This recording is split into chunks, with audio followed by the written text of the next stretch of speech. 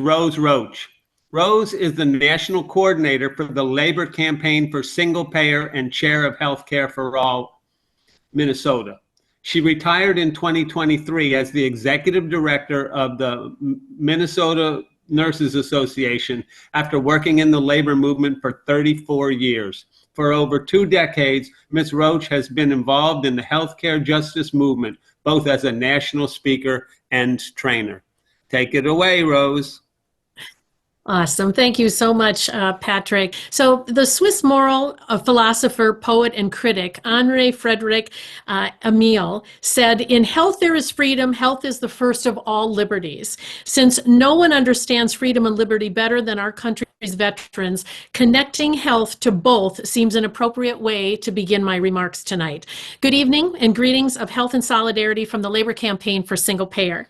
The Labor Campaign for Single Payer is a single-issue organization within the organized labor movement. Our affiliates include a number of influential national and international unions, many of their locals, state federations, and local labor councils. Our primary mission is to increase and coordinate grassroots labor support for a single-payer, improved Medicare for all healthcare system in America, because we believe that healthcare is a fundamental human necessity and therefore a fundamental human right, and that the labor movement must help lead in the fight for healthcare justice. From a labor perspective, we know that our employer-based healthcare system is a convoluted mess because we allow our employers to control our access to healthcare. That's nuts. Doing so has resulted in the greatest transfer of our wealth as workers to corporations, causing the bosses to use our access to healthcare as an economic weapon against us in the class warfare that we are all engaged in. It's an absurd way to set up a healthcare system, disincentivizing entrepreneurship and career movement based on the fear of losing access to healthcare. Health is the issue of intersectionality across the justice movement, and protecting public health is something we all have in common. I'm here tonight because the Labor Campaign believes that the correlation between the privatization of the VA is intricately tied to the privatization and corporatization of our non-VA healthcare system, particularly our public health programs like Medicare and Medicaid. As you all know, the Veterans Administration is an institution intended to ease veterans' transition into private life and provide needed medical and psychological care for veterans. You also know that this system is being undermined by profiteering, market fundamentalism, and political dysfunction. The provision for the public care and support of military veterans is one of the oldest federal commitments and can be traced back to a promise in President Lincoln's second inaugural address where he said, quote, "to care for him who shall have borne the battle," unquote. In many ways, it served as a template for subsequent federal programs that provide important safety net services for all Americans. History demonstrates a clear connection between labor and veterans issues. The GI Bill of Rights, together with the institutionalization of the labor movement and the consolidation of other federal programs providing retirement and income security, has helped give rise to a golden age for many working class and middle Americans, a 30-year period where real incomes were rising and inequality was declining.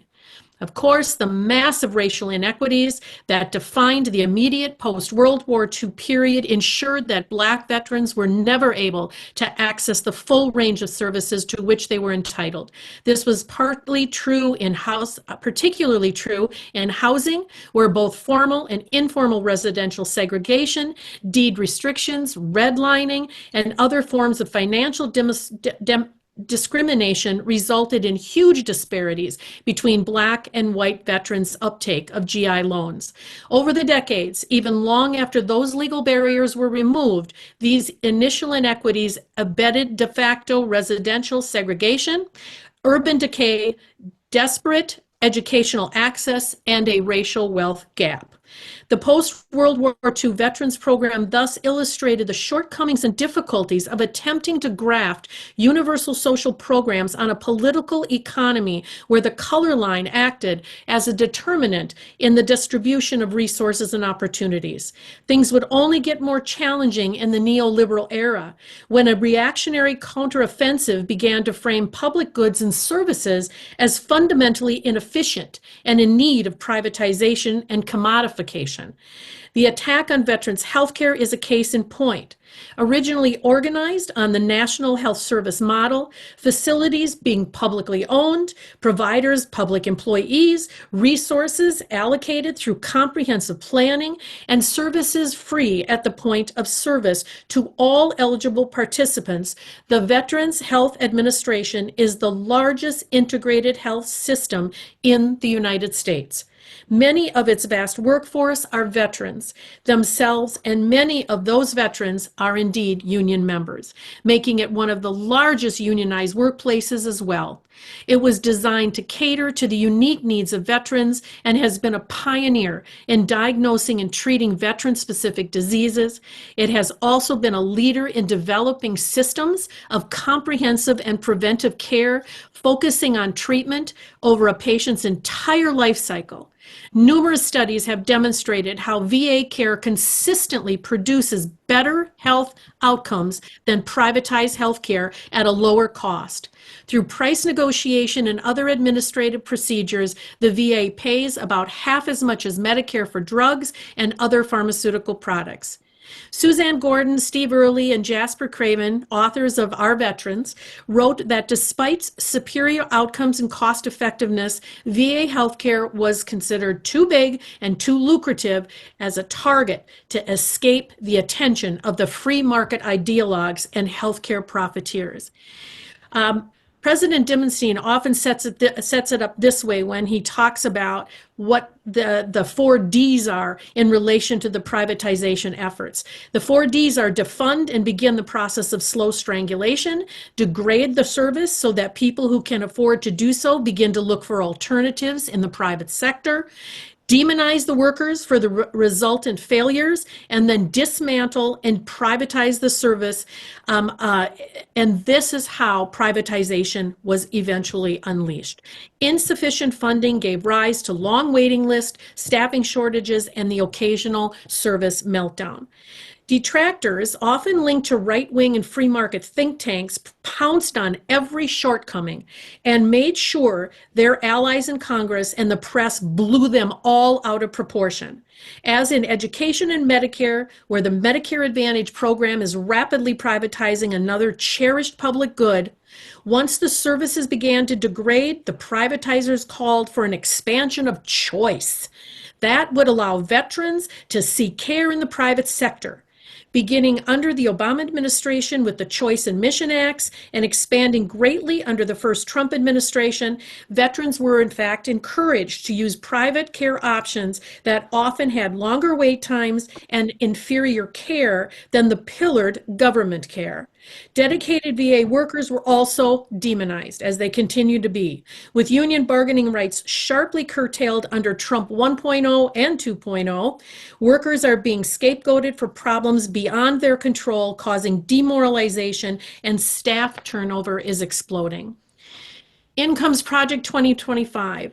This really ups the ante on healthcare privatization. Within the VA, Project 2025 calls for hiring more private companies to perform disability medical examinations, increasing automation, using technology to perform most of the claims processing work, conduct more outreach to the private sector through senior leader engagement and industry conferences, and significantly reduce the VA workforce. To date, the privatized Veterans Community Care Program has seen an increase in costs from $8 billion to $31 billion over the past 10 years, consuming a third of the entire VA medical services budget. Private sector funding increased by 17%, while the VA public funding only increased by 5%. And to add insult to injury, there are no controls on cost and quality in the privatized community care program, unlike the public VA, which has internal reviews and is systematically reviewed by the VA Inspector General. When we look at the section in Project 2025 that's focused on Medicare, the similarities are there. Make Medicare Advantage the default enrollment option, drastically accelerating the number of people enrolled in Advantage HMOs, privatized Medicare, and it's administered by corporate insurers. That's important to remember. More people on Medicare Advantage will lead to more people being denied access to life-saving care and will dry up the Medicare Trust Fund through the waste, fraud, and abuse of overbilling to the tune of $83 to $140 billion a year. It seeks, Project 2025 seeks to undo all the progress that has been made so that insurance corporations can go back to delaying and denying care to patients right when they need their health insurance the most. It also sets a threshold for how much they can spend, forcing patients to select lower cost treatments that will fail to keep them healthy and adequately address their healthcare needs. This puts Medicare on the path of moving from a defined benefit to a defined contribution program. This is what corporate violence looks like. Veterans are widely admired, and most Americans are deeply grateful for their service and their sacrifices. But military professionalism has taken its toll. The decline in the percent of veterans in the adult population has pretty much tracked the decline in the percentage of private sector union members. Manufactured scandals based almost entirely on anecdotes, falsehoods, and misrepresentation has had their intended effect as the VA's favorability has fallen while Main Street Democrats run for cover or attempt to triangulate the crisis by ceding ground to the free market critics. VA programs were originally conceived as universal public goods and services. As such, they share much of their DNA with other universal programs such as public education, Social Security, and Medicare. The assault on the VA is coming from the same place as the attacks on these other universal programs.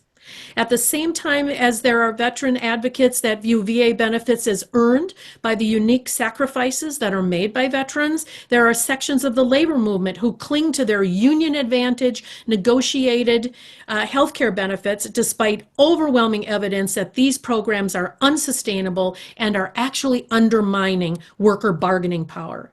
But the unique and special needs of Americans' veterans, coupled with the realization that bargaining for healthcare as if it's a negotiable benefit is a failed strategy, perfectly aligns our interests with each other to protect and expand public goods and services while striving to build secure lives for working class Americans.